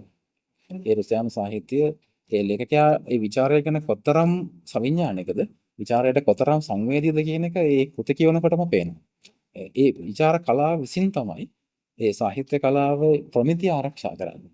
මම හිතන්නේ මේ සමාජ මාධ්‍ය කියන එක අපි කොතරම් අකමැති වුණත් ඒ සමාජ මාධ්‍ය කියන එක අපිට බැහැර වෙන්න බෑ. මේ සමාජ මාධ්‍ය කියන එක මාධ්‍ය ප්‍රතිස්ථාපනය කිරීමේ එක ප්‍රතිවිපාකයක් අනික විපාකයක් තමයි මේක එඩිටර් කෙනෙක් නැහැ. මේක විචාරය තියා මේකේ නියාමකෙක් නැහැ. දැන් නියාමකෙක් නැති සාහිත්‍ය තමයි හරපතල. අපි නියාමනය ගැන අපිට විවිධ මත තියෙන්න පුළුවන්. නමුත් සාහිත්‍යයේ මේ ජීවගුණය ඒ යුග ගණනාවක් තිස්සේ ආරක්ෂා වුණේ විචාරයෙන් සහ නියාමනයෙන්. අද විචාරය සහ නියාමනය කියන දෙකම අපි අමතක කරලා සාහිත්‍ය වශයෙන් ඒ ඕනෑම හිතලුවක් අපේ මිත්‍ර කණ්ඩායමක් සහිතව අපිට සමාජගත කරන්න පුළුවන් අවස්ථාවක් ලැබිලා තියෙනවා. ඉතින් ඒ ප්‍රවණතා වලට අපි කැමති වෙනත් අකමැති වෙනත් ඒ ප්‍රවණතාවය ලෙසින් පවතිනවා. නමුත් අපි අඩු ගානේ අපිට ඒ ගැන සවිඥානික වෙන්න පුළුවන්. සහ අවශ්‍ය තැනදී මම හිතන්නේ අපි ඍජුව ඒ විචනය අරගෙන යනවා. ඉතින් වර්තමානය සාහිත්‍ය කොතනද තියෙන්නේ කියන එක ගැන තමයි අපි දැන් කතා කරේ. ඉතින් අපේ විශ්වවිද්‍යාලය ගැන කතා කරමු. අපේ විශ්වවිද්‍යාල ශිෂ්‍ය ගොඩක්ම විද්‍යාවත් එක්ක අධ්‍යාපන කටයුතුත් එක්ක සංස්කෘතික සහ සාහිත්‍යමය කටයුතු අපි සිදු කරනවා. ඉතින් විශ්වවිද්‍යාලය තුළ සාහිත්‍ය නැත්නම් සංස්කෘතික කටයුතු වලට තියෙන තැන මොනවද? දැනට අවුරුදු කීපයකට කලින් මම ඔබට පටන් ගන්නකොටම කිව්වා මම මගේ සාහිත්‍යමය ජීවිතය කියන්නේ ලේඛකයෙක් වශයෙන් වෙනම ජීවිතයක් මට එළිය තිබුණා. සහ ගණිතය පිළිබඳ ගණිත ඉගෙනීම සහ ගණිත පරීක්ෂණ කිරීමේ ජීවිතයක් මට මේ අතුලේ තිබුණා. මම මේ දෙක පටලවා නොගන්නවා කියලා මම ඔබට කියවනේ පරණ මුලින්ම. ඒ පටලවා නොගන්න සාධක කීපයක් තිබුණා. ඒවා සමහර ඒවා හරිම මේ සරල දේවල්. එකක් තමයි මම දවසක් එනකොට මේ ෆ්‍රෙෂර්ස්ලා පිළිගන්න පද හතරක් මේ සිව්පදයක් මෙතන මේ අර සල්ගහයට සිව්පදයක් බැනර් එකක ඇඳලා තිබුණා. මට ඒක කියුවට පස්සේ මට ලැජ්ජයි. පද හතරක් ලියා ගන්න කෙනෙක් මේ 400 ගණක් විතර ඉන්න විද්‍යාපීඨේ නැද්ද කියන එකත් එක මට පෞද්ගලිකව මට ලැජ්ජාවක් ඇති වුණා අතරම. මම තේරෙන්නේ ඒ කියන්නේ ඒක මට එක්තරා සම්දිස්ථානයක් වෙන්න නැති මේ බැනර් එක ඒ පද හතර මේ ඇවිල්ලා ගණිත ශ්‍රමයේ ගණිත ගණන් බාස්කේ වැඩේ කරලා ගෙදර ගිහින් ඕනකල් ලියාගන්න කියන තැනටපත් වුණා. හරි. බලපෑම ඒක සාධකයක්. තවත් එක සාධකයක් තිබුණා ඊට අවුරුදු ගණනාවකට කලින් මාත් ඒ කාලේ බොහොම තරුණයි. ඒ කාලේ විද්‍යාපීඨ කලා සංසදය කියලා මම හිතන්නේ අපර්ණ ගොඩක් පොඩි ඒ කාලේ. විද්‍යාපීඨ කලා සංසදය කියලා විද්‍යාපීඨය තුළ කලා සංසදයක් පටන් ගත්තා. එතකොට ඒ කාලේ මට ආරාධනා කරා ඒ අනුශාසකත්වයට. මමත් ඒක බොහොම කැමැත්තෙන් බාරගත්තා. ඒතර ඒ චිත්‍රපටයක් අපි තිරගත කරමු කියලා පොඩි කතා බහක් ඇති වුණා ශිෂ්‍යයෝ සහ මා අතර. ඉතින් මම නිකමට ඒ කාලේ යෝජනා කරා මම ඒවකට බලපු බොහොම ලස්සන චිත්‍රපටයක්. නලින් පාණ්ඩේගේ සංසාර කියන චිත්‍රපටය මම යෝජනා කරා මේක අපි පෙන්වමු කියලා. ඊට පස්සේ එක්තරා දවසක මේ සෝලජි බිල්ඩින් එකේ පහළ තත්ත්වයකින් තැනක මේ චිත්‍රපටය අපි තිරගත කරා. අපි සැලසුම තිබුණේ චිත්‍රපටය නරඹලා මේ චිත්‍රපටයේ නරඹීමෙන් පසුව මේ සියලු දෙනා එකතු වෙලා පොඩි වටයක් හදාගෙන අර වටමේස සාකච්ඡාවක් අපි චිත්‍රපටය ගැන පොඩි සංවාදයක් කරමු කියන එක තමයි අපේ සැලසුම තිබුණේ. ඉතින් මේ චිත්‍රපටයේ එක ලිංගික දර්ශනයක් තිබෙනවා. ඉතින් මේ ලිංගික දර්ශනය තිරගත ඒක චිත්‍රපටයේ අවසාන භාගය වගේ තමයි මම හිතන්නේ. චිත්‍රපටයේ කොටස් 4කට බෙදුවොත් අවසාන 4 වෙනි එකේ තමයි මේ දර්ශනය තිබෙන්නේ. මේක ලිංගික දර්ශනයක්. ඉතින් ඒ දර්ශනය පටන් ගන්නකොට ඒක බොහොම මේ සම්භාව චිත්‍රපටයක්. සම්භාවනාවට පත් වෙච්ච බොහොම මේ කලාත්මක සිනමා ප්‍රතියක් සංසාර කියන්නේ. පාන්නලින්ගේ. ඉතින් ඒ දර්ශනය ආරම්භ වෙන විට ශිෂ්‍යාවක් නැගිටලා ගියා. තවත් ශිෂ්‍යාවක් නැගිටලා ගියා. ඒ දර්ශනය අවසන් වෙනකොට මේ අපේ ඔඩියන්ස් එකේ හිටපු සියලුම ශිෂ්‍යාවන් නැගිටලා ගිහිල්ලා වැඩ. ඒතර ශිෂ්‍යයන් සහ මා පමණයි ඉතුරු වුණේ ඔඩියන්ස් එකේ. සහ ඊළඟ දවසේ නමුත් අපි ඊට පස්සේ අපි සාකච්ඡා කරා. අපි ඒ ගැන ඒ තරම් ඒ වෙලාවේ හිතුවේ නැහැ. අපි ඊට පස්සේ වටයක් හදාගත්තා. ඉතින් ඒ චිත්‍රපටය අපිට කතා කරන්න ගොඩාක් දේවල් තිබුණා. ඒකේ මහායාන බුදු සමය, තිබ්බත දේශපාලනය, තිබ්බත දර්ශනය, තිබ්බත දේශපාලනය සහ බුද්ධ චරිතය. ඒ වගේ මේ මාතෘකා ගණනාවක් ඒ චිත්‍රපටයට පාදගලා තිබුණා. අපි ඉතින් ඒ මාතෘකා ගොඩක් ගැන අපි කතා කරා. රෑ වෙනකල් කතා කළා. රෑ විසිරලා ගියා. ඊළඟ දවසේ අපිට අහන්න ලැබුණා සහ මේ සමාජ මාධ්‍යයන්ගේ දකින්න ලැබුණ නැතන් දේවල්. මේකට විශාල කලබගැනීමක් ඇති වෙලා තිබුණා. මේකට විශාල විවේචනයක් තිබුණා. ශිෂ්‍යයන් අතර විශාල විවේචනයක් තිබුණා. මොකද්ද මේ කරේ කියලා. ඉතින් මම ඒ වෙලාවේ යම් තීරණයක් ගත්තා. මේ කලා කටයුතු බොහොම පරිස්සමෙන් කළ යුතුයි. මේ වැඩිහිටි ශිෂ්‍යෝ ආවට මේ ශිෂ්‍යයන් ඇත්තෙන්ම වැඩිහිටියෝද කියලා ප්‍රශ්නකුත් ඒ වෙලාවේ යොමු වුණා. මේ අපි වැඩිහිටියන් වශයෙන් ශිෂ්‍යයන් සැලකුවාට ඇත්තෙන්ම වුන් වැඩිහිටියන් ඕන ළමයින්ද කියන ප්‍රශ්නේ අපිටත් වුණා. මොකද පසු කාලෙන මම තේරුම් ගත්තා මේ එතන අපි අතින් ලොකු වරදක් වුණා. අපි ඔඩියන්ස් එක කියව වැරදි. ඒ ශිෂ්‍යයන් සම්බන්ධව මගේ කියවා ගැනීමේ වරදක් තිබුණා කියලා මම අවසානයේ මොකද අර කාලේ මාත් ගොඩක් තරුණයි. අපිට ඉතින් වයසට යනකොට අපිට තරුණ කාලේ නොපෙනුන ඇතැම් දේවල් පේන්න පටන් ගන්නවා. ඒක තරුණ කාලේ තිබුණ ශක්තිය සහ උවමනාව නැති වෙනවා. ඒක නෙවෙන්නේ. ඉතින් එතකොට මම තීරණය කරා අපි මේ ඔඩියන්ස් එක ගැන අපේ අදහස වැරදි. නමුත් ඒ තත්ත්වය හරි දැන් අවුරුදු ගණනාවකට කලින් තත්ත්වය. නමුත් මේ බොහොම මෑත කාලීනව මම දකිනවා විද්‍යාපීඨය තුළ මයිරේට් කොමරේට් සිනමා කෘතිය ප්‍රදර්ශනය කරනවා. ඒ වගේම මෑත කාලීන ලංකාවේ වේදිකාවේ තිබුණු තරමක් විවාදාපන්න සහ යම් ගැඹුරක් සහිත නාට්‍ය කෘති කීපයක් අපේ වේදිකාගත කරනවා. ඒක මම දකිනවා. ඒතර මම නිරීක්ෂකයෙක් හැටියට ඒ හුදකලාව මම බලාගෙන ඉන්නවා. විද්‍යාපීඨය තුළ සංස්කෘතික ජීවිතයේ නැවත පණ ගසමින් සිටිනවා.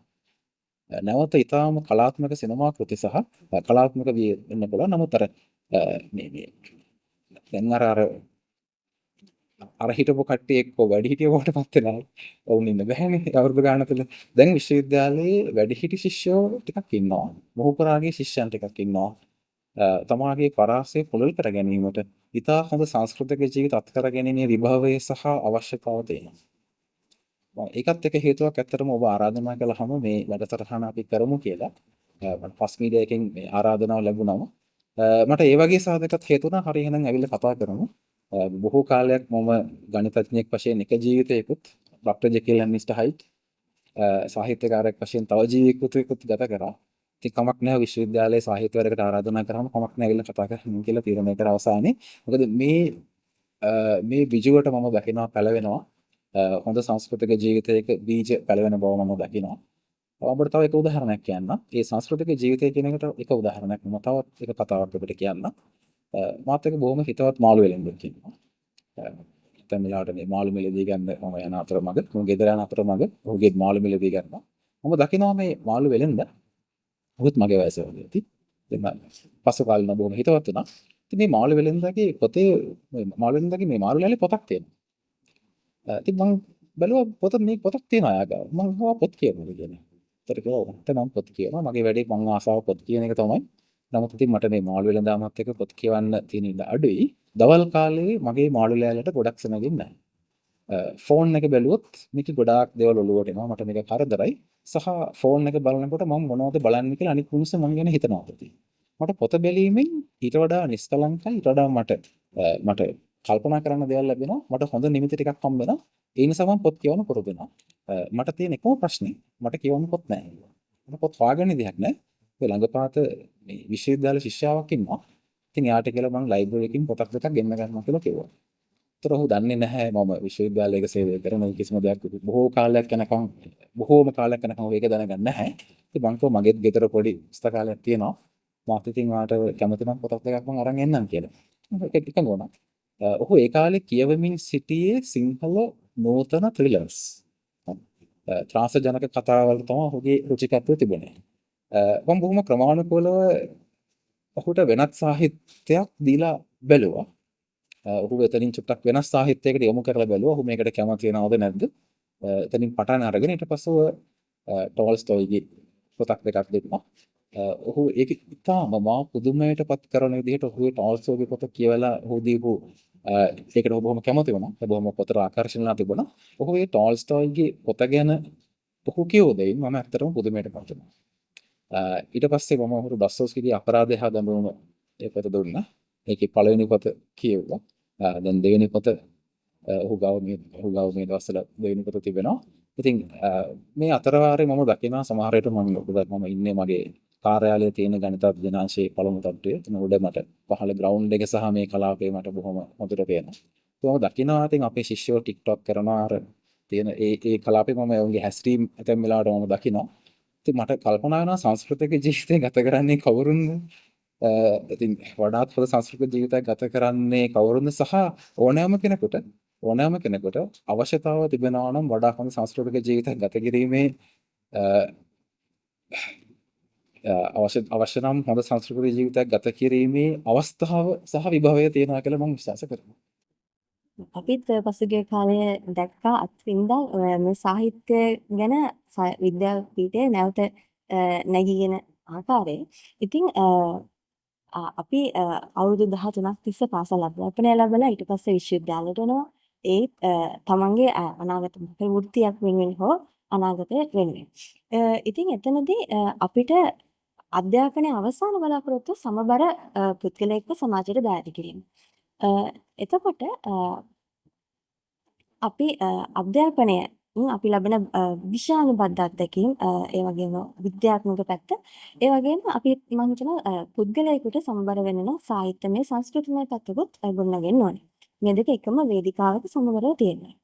ඉතින් ඒ සඳහා අවසාන වශයෙන් අපේ පාඨකයන්ට ප්‍රේක්ෂකයන්ට පුංචි මඟ පෙන්වීමක් කරන්න පුළුවන් සර්. පරණ කිව්වා වගේ මේ අපේ මිනිස්සෙක් ගත්තට පස්සේ මම හිතන්නේ කියනවානේ භාවය සහ බුද්ධිය කියලා.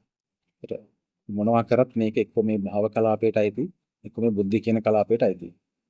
ඉතින් ඒ භාවය සහ බුද්ධිය අතර පාලමක් හදන්න පුළුවන් නා. මම කියන්නේ අධ්‍යාපනයෙන් යම්කිසි අවසානයේ අධ්‍යාපනයේ අවසානයේ අපිට මොකක් හරි පුරුෂාර්ථයක් සාධනය වෙනවා නම් ඒ සාධනය මම හිතන්නේ වෙන්නේ භාවය සහ බුද්ධිය අතර පාලනක් නැදීමෙන්. යම්කිසි කෙනෙක් බුද්ධිමය පක්ෂයේ පමණක් වර්ධනය කරගත්තා කියලා ඔහුට ආහැකි දුර බොහොම අඩුයි. එයාගෙන් භාවමය පක්ෂයේ පමණක් වර්ධනය කරා කියලා ඔහුට ආහැකි දුරත් අඩුයි. ඉතින් මේ භාවය සහ බුද්ධිය අතර තුලනේ ඇති කිරීමට තියෙන මම හිතන්නේ හොඳම මාධ්‍යයක් තමයි සාහිත්‍යය. ඊට සමගාමීව සිනමාව, වේදිකාව එවැනි සහ දෘශ්‍ය කලාවන් මේ සියල්ල මම හිතන්නේ අපිට ඒ සියල්ල විශේෂයෙන් මම හිතන්නේ සාහිත්‍යයේ තම පොදු ගතියක් තියෙනවා. සාහිත්‍යය තුළ මේ සාහිත්‍යයට විශේෂ හැකියාවක් තියෙනවා කියලා මම විශ්වාස කරනවා. මොකද ඒක තුළ මේ බුද්ධිමය පක්ෂයටත් යම් ආමන්ත්‍රණයක් කරනවා, ධර්මමය පක්ෂයටත් යම් ආමන්ත්‍රණයක් කරනවා. සහ ඒක තුළ ඒ පුද්ගලයාට මෝහණය වීමෙන් තොරව දැන් අපි පොතක් කියනකොට අපිට නවත්තන්න පුළුවන්. අපිට වෙනත් කලා මාධ්‍යයක් රස විඳිනකොට නැති එක්තරා වාසියක් තමයි විශේෂයෙන් පොතක් කියනකොට ඔබට පොත කියනකොට ඔබට මෙතන නවත්තන්න පුළුවන්. මේක නවත්තලා පොඩ්ඩක් කල්පනා කරලා බලන්න පුළුවන්. ඒ නිසා ඒ භාවමය පක්ෂයට වගේම බුද්ධිමය පක්ෂයට වගේම පුද්ගලයාගේ පුද්ගලයාගේ අර ස්වච්ඡන්දය තමන්ගේ ෆ්‍රී විල් එකටත් සෑහෙන ඉඩක් දෙනවා. සාහිත්‍ය කෘතියක් එක එක ආකාරවලින් ඉන්ටර්ප්‍රිට් වෙනකොට ඒ නිසා ඔව් ඉතින් අර නිසා අර ස්වච්ඡන්දයටත් ඉඩ දෙන භාවය සහ බුද්ධිය කියන පක්ෂ දෙකම වර්ධනය කර ගැනීමට ඉඩ දෙන මාධ්‍යයක් වශයෙන් මම සාහිත්‍යයට යම්කිසි පෙළවීමක් කරන්න කැමති, යම්කිසි ආරාධනාවක් කරන්න කැමති මේ සාහිත්‍ය කියන කලාපය ගවේෂණය කර බලන්න. නවරදවාම ඒක විද්‍යාර්ථයෙකුගේ වෘත්තිමය ජීවිතයටත් උපකාර වෙනවා. විශේෂයෙන් මම හිතන්නේ මම ගණිතාංශයේ මම දැකපු අවුරුදු කිහිපයකට කලින් මම දැකපු ගණිතාංශයේ එක්තරා අඩුවක් තමයි මේ ගණිත ශිෂ්‍යාවන්ට ලියන්න ටිකක් අමාරුයි. මොකද ඔවුන් අවසානයේ තමන්ගේ පරිශ්‍රණය පරිශ්‍රණය ජර්නල් එක පළ කරගන්න යනකොට එහෙම නැත්නම් මේ සම්මන්ත්‍රණයක පළ කරගන්න යනකොට ඔවුන්ට ඒක ලියා ගැනීමේ දුෂ්කරතාවක් තිබුණා. ඉතින් මම හිතන්නේ ඒ ලිවීම තුළ යම් සාහිත්‍යයකුත් තියෙනවා. ඒක මේ විද්‍යා ප්‍රබන්ධ වගේ ලියන්න කියලා කියනවා නෙවෙයි. නමුත් මේ ඒ කියන්නේ ඒ විද්‍යාත්මක සොයා ගැනීමක් හෝ ගණිතමය සොයා ගැනීමක් අපි යම්කිසි සමාජයක් සමග විද්‍යා සමාජයක් සමග ගණිත සමාජයක් සමග බෙදා ගැනීම කියන එක තුළ යම්කිසි සාහිත්‍යකාරයක් තියෙනවා. ඒක මම හිතන්නේ මුළු විද්‍යාපීඨයටම පොදුයි. ඒතර ඒ සයන්ටිෆික් රයිටින් කියන එකට යම් ප්‍රමාණයකට සාහිත්‍යයෙන් පිටිවහලක් ලැබෙනවා. ඊට පස්සේ මම හිතන්නේ විශේෂයෙන්ම අපි කතා කරා අපරණාර සයන්ටිෆික් තින්කින් සයන්ටිෆික් මෙතඩ් කියන එක. විද්‍යාත්මක ක්‍රමය කියන එක. මේ විද්‍යාත්මක ක්‍රමය කුමක්ද? විද්‍යාවේ දර්ශනය කුමක්ද? අන්න ඒ කලාපයේ මේ අර විද්‍යාව කියන ක්‍රීඩා පිටනේ මැද විතරක් සෙල්ලම් කරන්නේ නැතුව මේක අර වැටමායමට පොඩ්ඩක් ගිහිල්ලා එහා පැත්තේ තියෙන විද්‍යාවේ දර්ශනය කුමක්ද? විද්‍යාවේ දේශපාලනය කුමක්ද? විද්‍යාවේ සමාජ බලපෑම් කුමක්ද? මෙන්න මේ කාරණා ගැනත් කෙනෙකුට යම් අවබෝධයක් ගන්න පුළුවන් නම් මම හිතන්නේ ඔහුගේ විද්‍යා ජීවිතයත් වඩා සාර්ථකයි කියලා මම විශ්වාස කරනවා. ඉතින් ඒ විදිහට අපි අද අපේ තෝට් ලයින් වැඩසටහනේ අවසානය කරා එළඹෙනවා. සාහිත්‍යය කියන්නේ අපිට විවිධාකාර දේවල් දිහා විවිධ දෘෂ්ටි කෝණ වලින් බලන්න යොමු කරන මාධ්‍යයක්. ඉතින් බැලුනිති කාලේ පොතේ එන ලස්සන වදන් පෙළකින් මේක අවසන් කරන්න මම කැමතියි.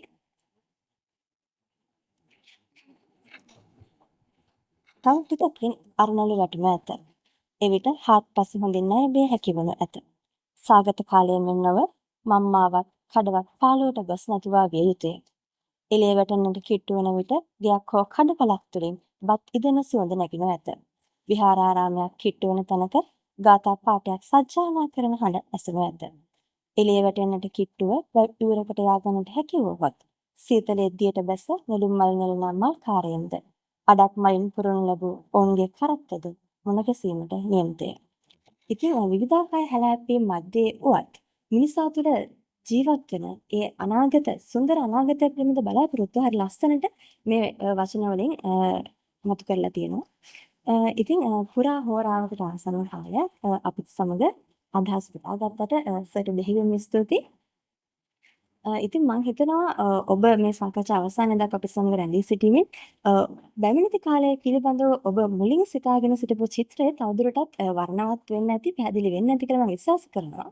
පික්සල් ලැබ් විදියේ පටිගත කරන The Thought Line නවම වැඩසටහනක් සමගින් නැවත හමු වෙන බලාපොරොත්තු වෙ සමුගන්නවා. මම ෆොස් මීඩියා වෙනුවෙන් අපර්ණා නනායකයි.